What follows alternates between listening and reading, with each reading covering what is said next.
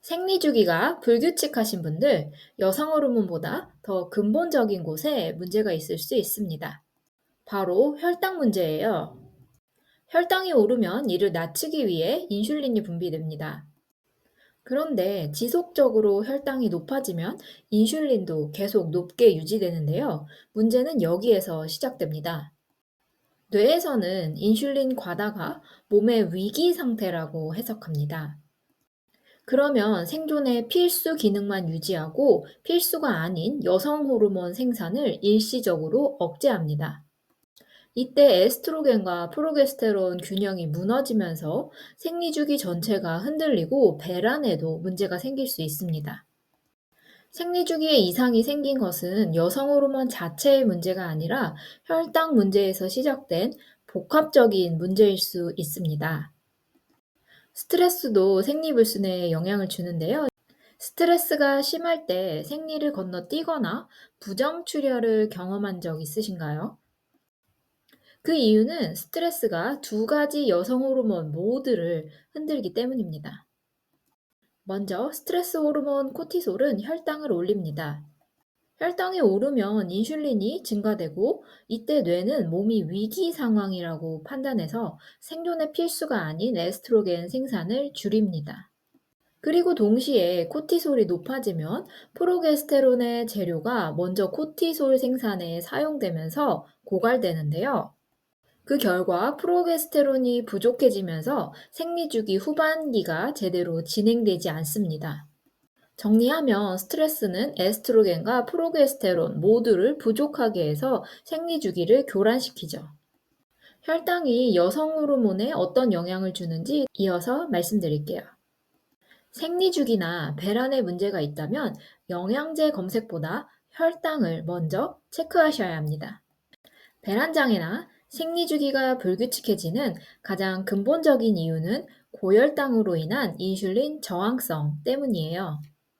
인슐린 저항성이 생기면 같은 혈당을 유지하기 위해 혈중 인슐린이 계속 높아집니다. 여기에서 문제가 시작되는데요.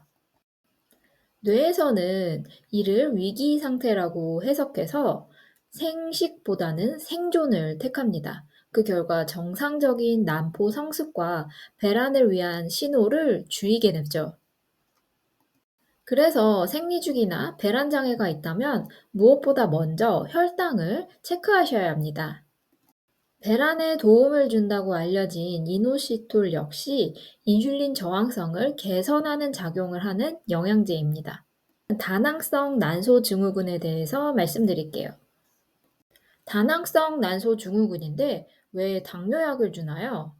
다낭성 난소 증후군은 난포가 제대로 성숙하지 못해 정상 배란이 이루어지지 않고 그 과정에서 남성 호르몬이 증가하면서 여드름이 생기고 턱이나 입가에 털이 증가되는 현상이 나타납니다.